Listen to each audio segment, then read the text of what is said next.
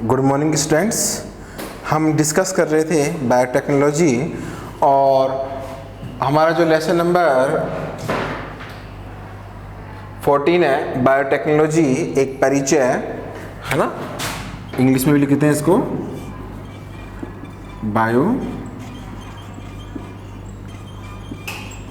Technology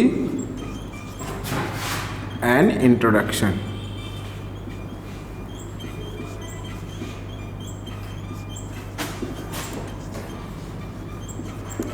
and introduction. तो students, हमने biotechnology का मेन समझ लिया था और हमने ये भी जान लिया था कि प्रेजेंट टाइम में बायोलॉजी के साथ साथ इसमें कुछ टेक्नोलॉजी का भी समावेश हो चुका है ना। इसलिए इस टॉपिक को हमने नाम दिया है बायोटेक्नोलॉजी। हमने इसमें कुछ टेक्निक के बारे में पढ़ा था, जैसे बायोसेंसर पढ़ा था हमने, बायोचिप पढ़ा था हमने और बायोफिल्म के बारे में हमने पढ़ा था। अब मैं आपको कुछ आपकी जो टेक्स्ट बुक है या आपकी जो सिलेबस है उसमें कुछ क्वेश्चंस जो हैं वो दिए हुए हैं, अपन वो डिस्कस करते हैं। मैं चाहूँगा कि आप अपनी जो टेक्स्ट बुक है वो अपने साथ में रखें। और मैंने आपसे एक बात और कही थी, हिंदी मीडियम वालों के पास तो जो आपके टेक्स्ट बुक मार्केट में अवेलेबल है और आपने परचेज भी कर ली होगी। इंग्लिश मीडियम वालों के लिए मैंने आपको कहा था कि आपने अगर कोई प्राइवेट पब्लिशर्स की बुक ली है उसके अलावा है ना, मैंने आपसे कहा था कि जो राजस्थान बोर्ड की जो टेक्स्ट बुक है इंग्लिश मीडियम की वो उनकी वेबसाइट पर अवेलेबल है। मैंने एक वीडियो में आप कैसे उस बुक को डाउनलोड करें इसका भी एक वीडियो आपको दिया था, आप वहाँ से बुक डाउनलोड करें। ठीक है, राजस्थान बोर्ड की ऑथेंटिक जो बुक है उससे आप याद करोगे तो इधर उधर का कचरा, खैर नॉलेज को कचरा तो नहीं बोल सकते, लेकिन आपके सिलेबस के बाहर का पार्ट है वो इंक्लूड रहे, लैंग्वेज चेंज रहे, उससे बढ़िया है कि आप वही चीज़ें पढ़ें जो आपके सिलेबस का पार्ट है। जिससे क्या होगा, आपकी एनर्जी एक सही जगह पे लगेगी। तो आप अपने टेक्स्ट बुक का पार्ट खोल के रखें। तो यहाँ पर सबसे पहला जो वर्ड है वो है कि बायोटेक्नोलॉजी जो वर्ड है वो सबसे पहले किसने दिया। देखो, मैं इसको एक क्वेश्चंस के फॉर्म में लिखवाना चाहूँगा, तो आप अपनी टेक्स्ट बुक खोल लें और अगर आपकी स्पीड अच्छी है तो मैं जो क्वेश्चंस बोल रहा हूँ आप उनको लिखते रहें। तो स्टूडेंट्स, पहला क्वेश्चन आप लिखें कि हिंदी मीडियम वाले लिखें, जैव प्रौद्योगिकी शब्द सर्वप्रथम किसने दिया। क्लियर। और इंग्लिश मीडियम वाले लिखें, वर्ड बायोटेक्नोलॉजी गिवन बाय, और आंसर लिखिए इसकी नेक्स्ट लाइन में,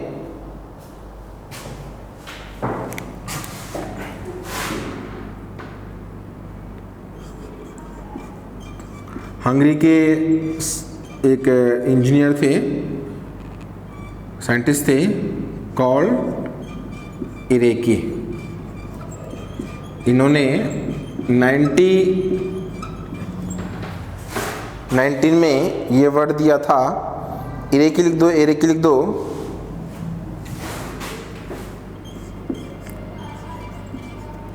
कार्ल इरेकी, इन्होंने सबसे पहले क्या है बायोटेक्नोलॉजी वर्ड दिया था।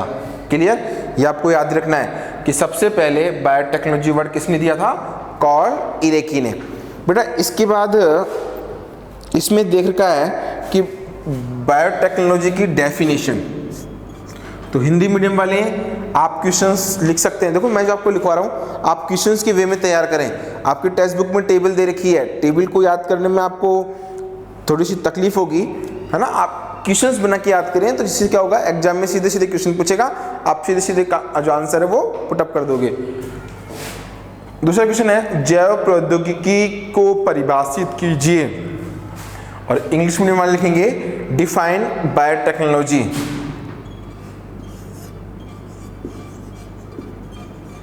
Define bio technology. Define biotechnology.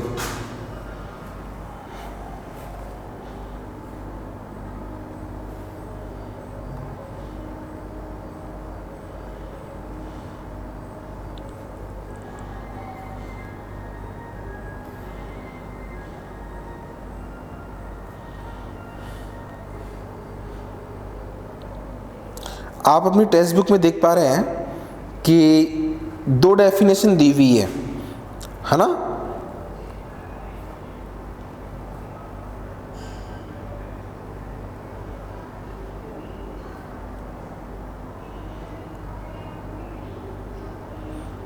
एक बार मैं भी टेक्स्ट बुक निकाल लेता हूँ।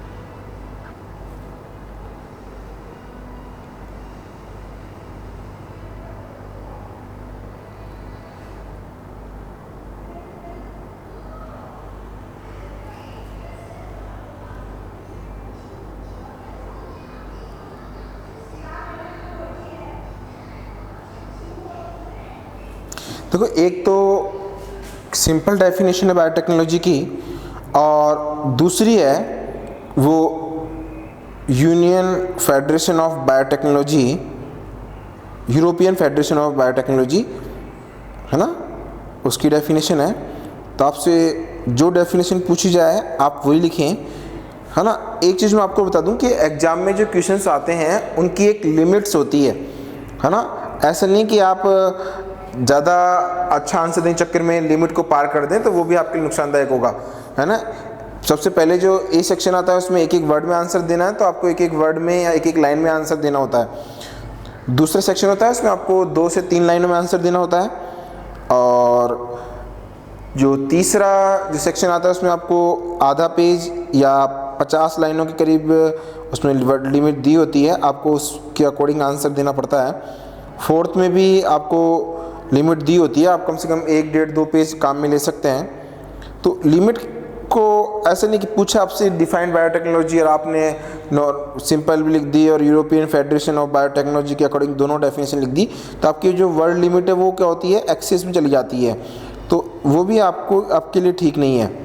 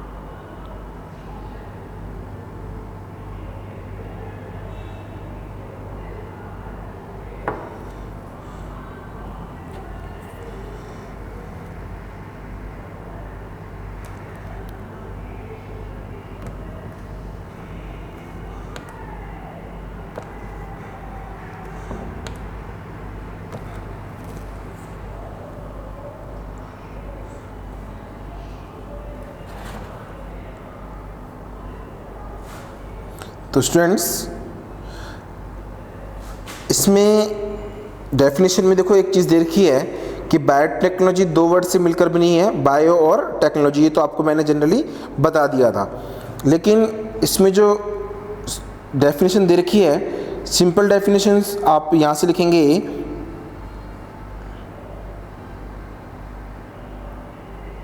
क्या है, in general using living organism mainly microorganism like bacteria, unicellular animals, plant, their cells, their component and exploiting their metabolism for producing useful product and service is called biotechnology, है ना।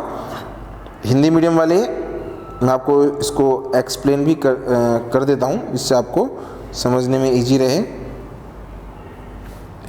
कि biotechnology की definition.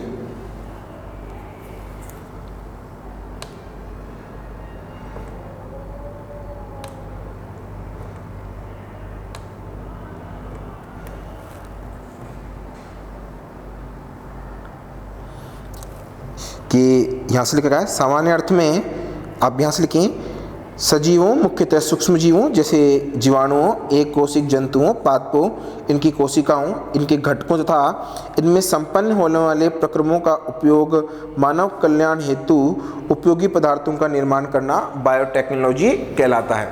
Clear? ये तो इसकी क्या होगी general definitions. इसका मैं आपको एक्सप्लेनेशन देता हूँ कि बायोटेक्नोलॉजी में क्या होता है कि लाइफ, चाहे वो एज ए प्लांट सेल हो सकती है, एनिमल सेल हो सकती है, टिश्यू हो सकते हैं, माइक्रोब हो सकते हैं, उनका यूज है ना, ह्यूमन, उनका यूज, उनके या फिर उनके प्रोडक्ट्स का यूज क्या है, या उन किसी प्रोसेस का यूज ह्यूमन वेलफेयर के लिए जो करना, दैट इज कॉल्ड बायोटेक्नोलॉजी। जैसे आपको मैंने एक एग्जांपल के तौर पर समझाया था कि जैसे ई कोलाई बैक्टीरिया है ना, लास्ट वीडियो में देखना, जैसे ई कोलाई बैक्टीरिया है, उसका एक तरीके से वो क्या है, माइक्रोब्स भी है। एक तरीके से देखा जाए तो एनिमल सेल में भी आप उसे काउंट कर सकते हैं। एक तरीके से देखा जाए तो वो क्या है, लिविंग कंपोनेंट है। तो आप उसका यूज किस में कर रहे हैं, ह्यूमन वेलफेयर में कर रहे हैं। तो ये क्या है, बायोटेक्नोलॉजी की सिंपल डेफिनेशन है। ये बायोटेक्नोलॉजी को सिंपली तौर पर क्या करती है, डिफाइन करती है। लेकिन यूनियन फेडरेशन ऑफ बायोटेक्नोलॉजी, इसकी फुल फॉर्म है European Federation of biotechnology, EFB। इसके अकॉर्डिंग बायोटेक्नोलॉजी क्या है, बायोटेक्नोलॉजी सूक्ष्म जीवों, संवर्धित ऊतकों, कोशिकाओं व उनके अंगों की क्षमताओं के प्रौद्योगिकी अनुप्रयोग को प्राप्त करने के लिए जैव रसायन, सूक्ष्म जीव विज्ञान तथा अभियांत्रिकी का समाकलित उपयोग है। मीन्स क्या है कि जो आपके बायोटेक्नोलॉजी है, आपके जो बायोटेक्नोलॉजी है उसमें क्या है कि जो माइक्रोब्स हैं, टिश्यू हैं, सेल्स हैं, या उनके जो ऑर्गन्स हैं, उनकी जो एबिलिटीज़ हैं, उनका टेक्निकल एप्लीकेशंस प्राप्त करने के लिए उन्होंने क्या कर रखा है, बायोकेमिस्ट्री, माइक्रोबायोलॉजी और इंजीनियरिंग, इन तीनों ब्रांचों को क्या है, इंटीग्रेट कर रखा है, इंक्लूड कर रखा है। और इंग्लिश मीडियम वाले इसकी डेफिनेशन आपके लिए दे रखी है, according to European Federation of Biotechnology, integrated applications of, integrated application मतलब एक सम्मिलित एप्लीकेशन, इंटीग्रेटेड एप्लीकेशन किस किस की, बायोकेमिस्ट्री की, माइक्रोबायोलॉजी की, इंजीनियरिंग की, etcetera, to achieve the technological applications of the capabilities of microorganism, culture, tissue, cells and their organs is biotechnology. तो बायोटेक्नोलॉजी की डेफिनेशन, एक तो जो सिंपल डेफिनेशन है वो आप लिखेंगे, और अगर यूरोपियन फेडरेशन ऑफ बायोटेक्नोलॉजी के अकॉर्डिंग डेफिनेशन पूछी हुई है वो आपको लिखनी है। क्लियर? बायोटेक्नोलॉजी फिर बता देता हूँ आपको कि ये क्या है, जो लिविंग कंपोनेंट, चाहे एनिमल है, टिश्यू है, चाहे प्लांट है, उनका क्या है, ह्यूमन वेलफेयर के लिए टेक्निकल जो यूज है वो क्या है, बायोटेक्नोलॉजी के लिए इंक्लूड होता है। क्लियर? इसके बाद अब आप अगला क्वेश्चन लिखें बेटा।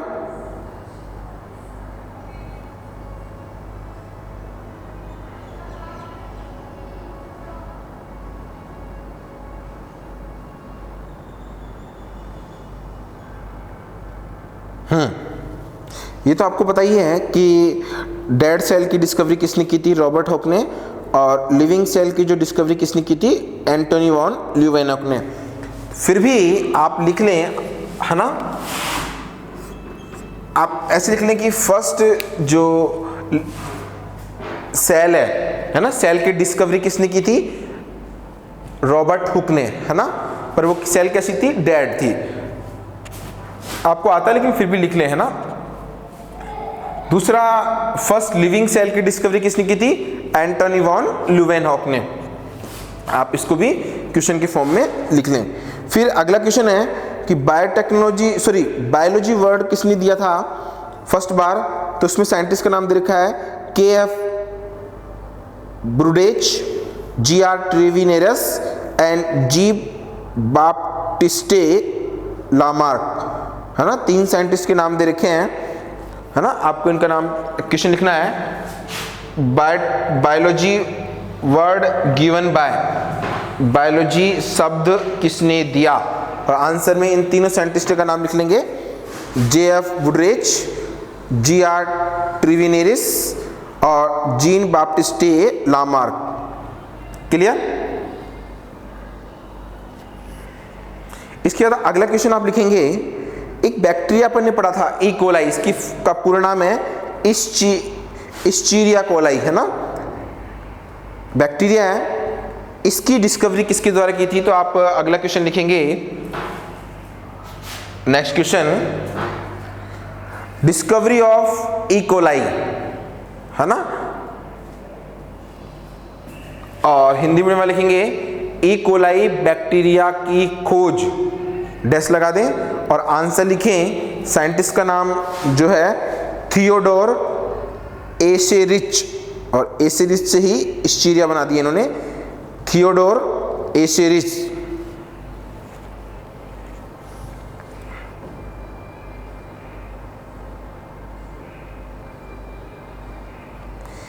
इसके बाद अगला क्वेश्चन लिखें आप, डिस्कवरी ऑफ क्रोमोसोम, गुणसूत्रों की खोज किसने की, सबको पता है आपको किसने की थी, W वाल्डेयर, है ना।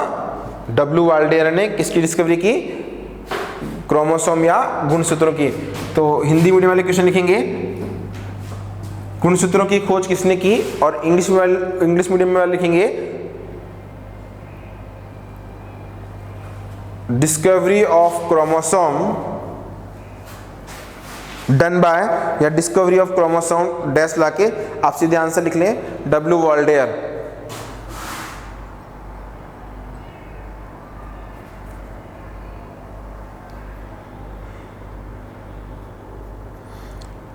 इसके बाद लिखें कोशिका रहित किण्वन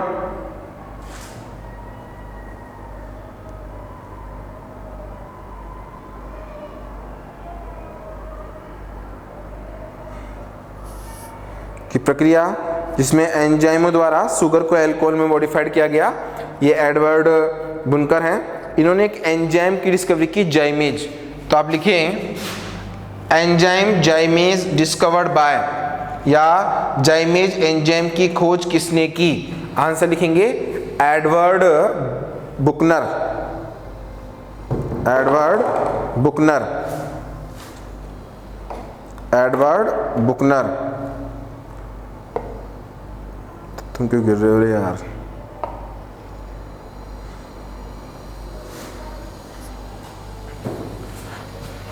इसके बाद एक वर्ड पढ़ा होगा आपने, आप में लास्ट टाइम भी वर्ड आया था,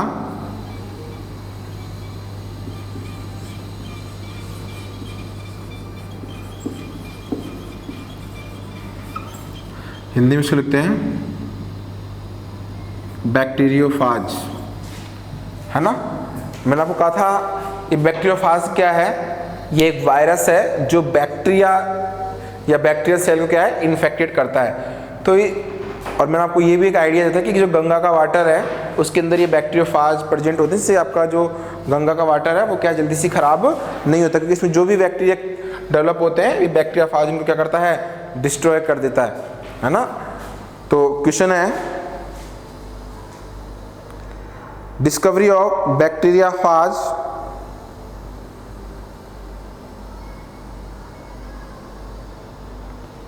डैश लगाओ, हिंदी में क्वेश्चन लिखें जीवाणुभोजी, और ब्रैकेट में आप ये इंग्लिश में भी लिख लें बैक्टीरियोफाज, जीवाणुभोजी ब्रैकेट में बैक्टीरियोफाज की खोज किसने की, आंसर लिख लें फ्रेडरिक WRT है ना, ऐसे।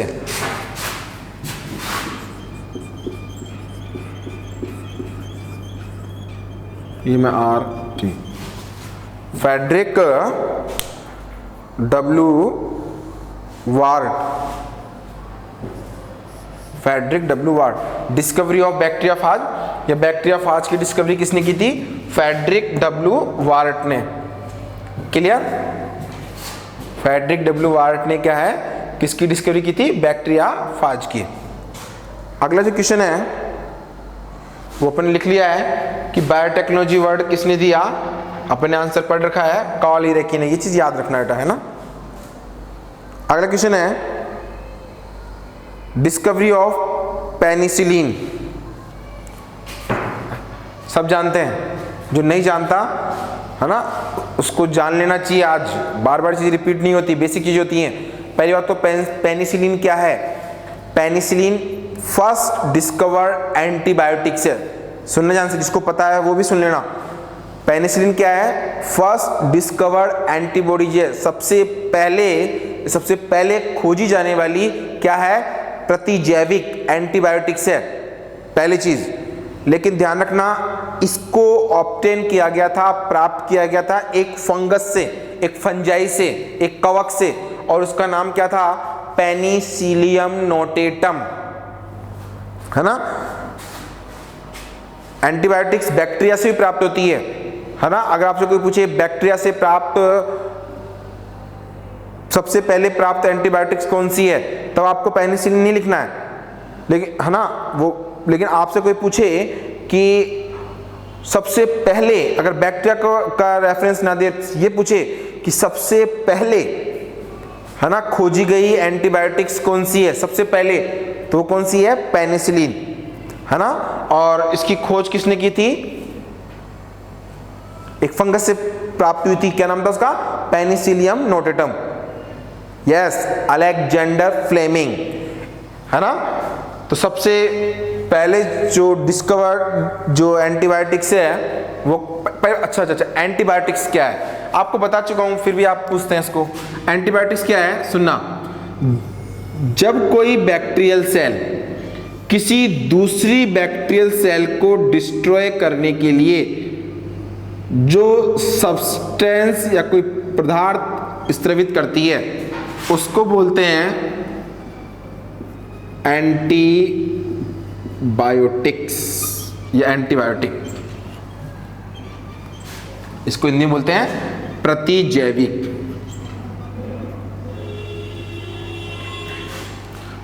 क्लियर? अब ठीक है, ये कोई बैक्टीरियल सेल भी हो सकती है,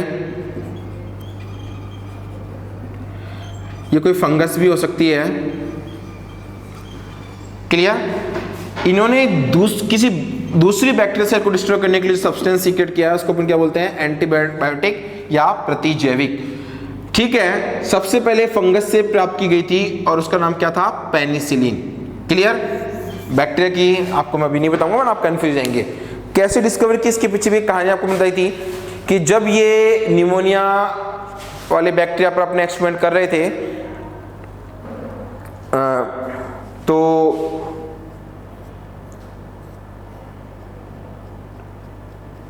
इन्होंने जब उसकी जो क्या बोलते हैं पेट्री डिश है, उनको उन्होंने वाश करके रख दिया। क्लियर? और कुछ को उन्होंने वाश करके, नहीं, इससे कहानी थोड़ी सी मैं चेंज करता हूँ। पहले इन्होंने क्या करा? पेनिसिलियम जो नोटेटम है फंगस, उस पर काम किया। क्लियर? और काम करने के बाद उन्होंने क्या करा? सारी पेट्री डिश को वाश करके रख दी, लेकिन एक पेट्री डिश वो वाश करना भूल गए। क्लियर? अब उन्होंने क्या करा? एक नहीं, कुछ वो वाश करना भूल गए या कुछ पार्ट रह गया होगा, और उन्हें अगले दिन इसको जब निमोनिया की जब वो वैक्सीन तैयार कर रही थी, तो जब निमोनिया जो बैक्टीरिया है ना, स्ट्रेप्टोकोकस निमोनिया, जब उस पर अपना कल्चर करवा रहे थे, तो उन्होंने देखा कि कुछ पेट्री डिश में तो वो डेवलप हो गई, कुछ में डेवलप नहीं हो पाई। उन्होंने काफ़ी जब इस पर रिसर्च किया, काम किया, तो उनको पता लगा कि अच्छा, मैं इनको वाश करना भूल गया था और इस पर फंगस का मैंने एक्सपेरिमेंट करवाया था, है ना, पेनिसिलियम का। शायद उनके प्रेजेंस के कारण उन्होंने कोई केमिकल सीक्रेट किया होगा जो उस पेट्री डिश में रखा रह गया, इससे क्या बैक्टीरिया ग्रोथ नहीं कर पाई। क्लियर? तो वहाँ से ये डिस्कवरी हुई।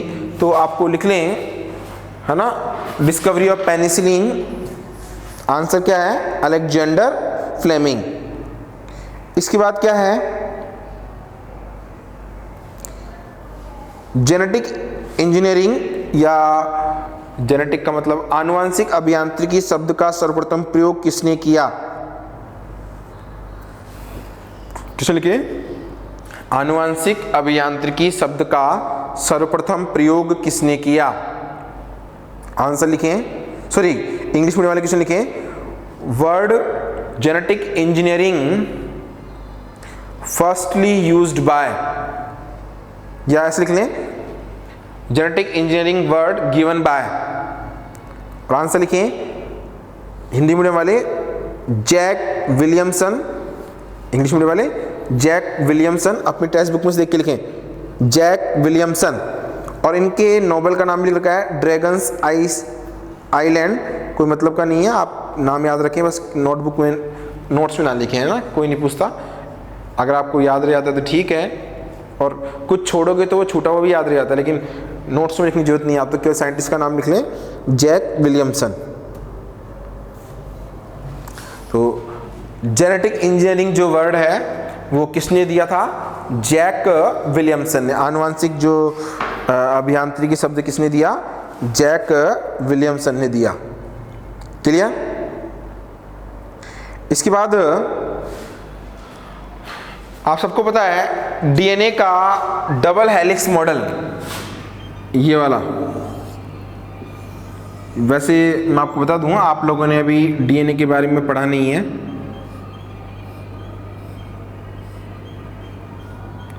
फिर भी पता होना चाहिए चीज़, तो 10th में आती है।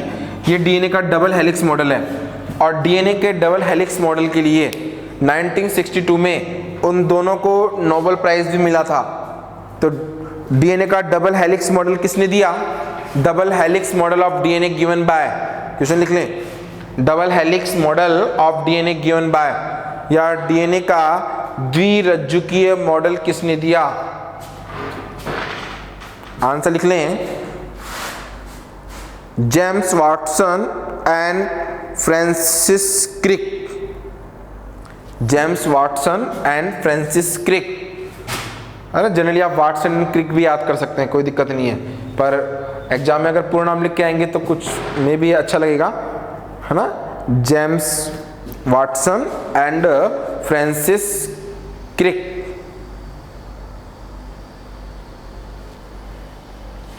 James Watson and Francis Crick.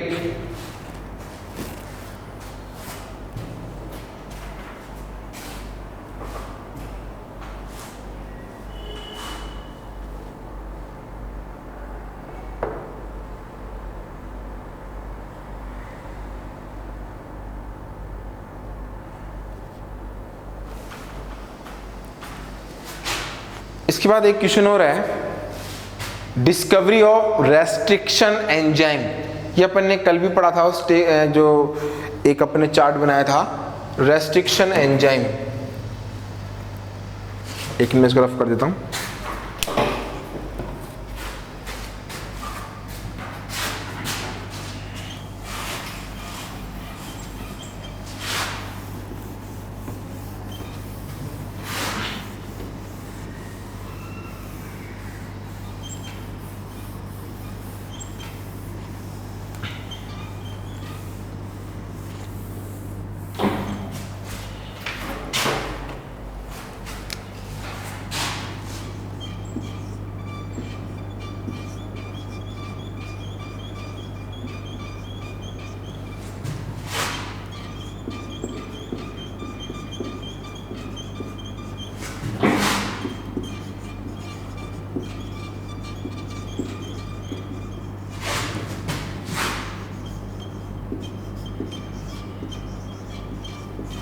Restriction enzyme, clear बेटा, सबसे इंपॉर्टेंट है ये एंजाइम, है ना, उस दिन भी नाम आया था, और मैंने आपको बताया था कि रेस्ट्रिक्शन एंजाइम का काम क्या है।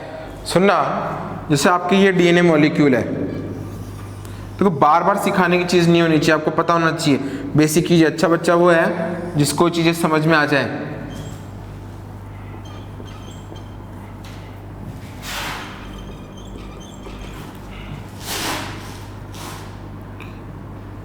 धूम धड़ाके में किसी भी सब्जेक्ट को नहीं सीखना, धीरे धीरे सीखने का होता है।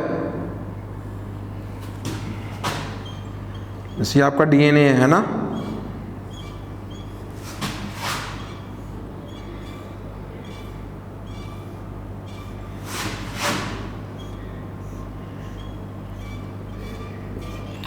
क्लियर। इससे पहले बता दूं, रेस्ट्रिक्शन एंजाइम दो टाइप के होते हैं। एक तो होता है रेस्ट्रिक्शन एक्सो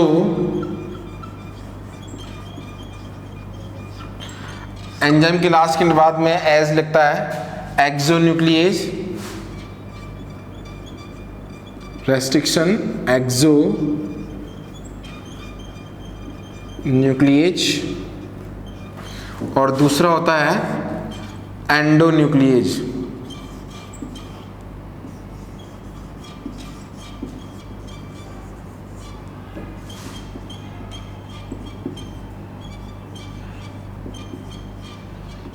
एंडोन्यूक्लिएज,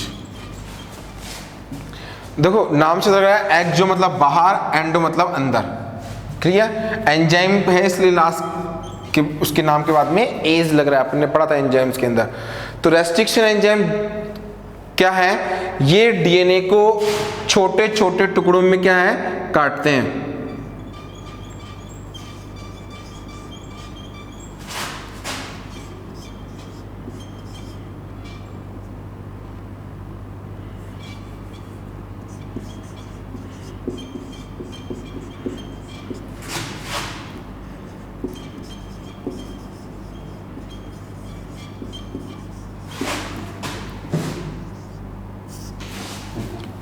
डीएनए को क्या है, छोटे छोटे पीसीज में या पार्ट्स में काट करना, that's act of restriction enzyme, ठीक है। ये क्या करता है, डीएनए को छोटे छोटे टुकड़ों में काटता है। लेकिन ये दो टाइप के होते हैं, एक होता है रेस्ट्रिक्शन एक्सोन्यूक्लिएज, एक होता है रेस्ट्रिक्शन एंडोन्यूक्लिएज। तो रेस्ट्रिक्शन एक्सोन्यूक्लिएज क्या करता है, डीएनए को ये किनारे से ही काटना चालू करता है। जैसे यहां से काट दिया, ऐसे यहां से शुरू से काटना चालू करता है, ऐसे, क्लियर। लेकिन एंडोन्यूक्लिएज डीएनए को बीच में से काटता है ना।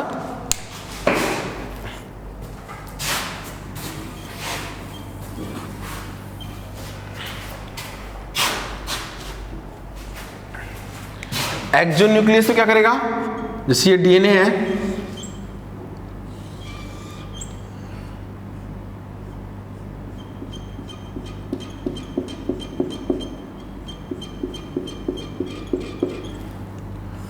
और एंडोन्यूक्लियस क्या करेगा, मैंने केवल आपको समझाने के लिए डीएनए बना दिया है यहाँ पर। तो एक्सोन्यूक्लियस क्या करेगा, डीएनए को, दोनों एंजाइम डीएनए को स्मॉल पीसेस में काटेंगे, पार्ट्स में काटेंगे, टुकड़ों में काटेंगे, है ना। लेकिन एक्सोन्यूक्लियस किनारे से काटना चालू होगा। देखो समझने की कोशिश करना है, देखो क्लियर, बाहर से काटना चालू कर रहा है, और एंडोन्यूक्लिएज बीच से काट रहा है, क्लियर है ना। इसके बारे में अपन नॉलेज थोड़ा सा और बाद में लेंगे जब रेस्ट्रिक्शन एंजाइम के बारे में डीपली पढ़ेंगे नेक्स्ट चैप्टर के अंदर। तो रेस्ट्रिक्शन एंजाइम दो तरह के होते हैं, एक होता है रेस्ट्रिक्शन एक्सोन्यूक्लिएज, एक होता है रेस्ट्रिक्शन एंडोन्यूक्लिएज, है ना। पहले तो आपको क्या पता होना चाहिए कि रेस्ट्रिक्शन एंजाइम का काम क्या है। ये डीएनए को छोटे छोटे टुकड़ों में काटता है। ये दो टाइप्स के होते हैं, रेस्ट्रिक्शन एक्सोन्यूक्लिएज जो डीएनए को किनारों से या बाहर से काटता है, एंडोन्यूक्लिएज जो किसी विशेष साइट में डीएनए को बीच से काटता है। अपना क्वेश्चन था डिस्कवरी ऑफ रेस्ट्रिक्शन एंजाइम या रेस्ट्रिक्शन एंजाइम की खोज किसने की, आंसर लिखिए हैमिल्टन ओ स्मिथ। तीन साइंटिस्ट के नाम हैं इसके अंदर, हैमिल्टन ओ स्मिथ, दूसरा है थॉमस कैली एंड तीसरा है कैंट विलकॉक्स। दोबारा बोल रहा हूं, पहला साइंटिस्ट है Hamilton O Smith, Hamilton O Smith, दूसरा है Thomas Kelly, Thomas Kelly THOMAS KELLY, Thomas Kelly, and Kent Wilcox KENT Kent Wilcox, WILCOX, इन 3 साइंटिस्टों ने रेस्ट्रिक्शन एंजाइम की खोज की थी, है ना। इस जो एंजाइम है ये कई टाइप के होते हैं, लेकिन सबसे पहले इसकी डिस्कवरी, है ना, हैमिल्टन, ओ स्मिथ, थॉमस, जो कैली है, कैंट, विल्कॉक्स है, इन्होंने इसकी डिस्कवरी की।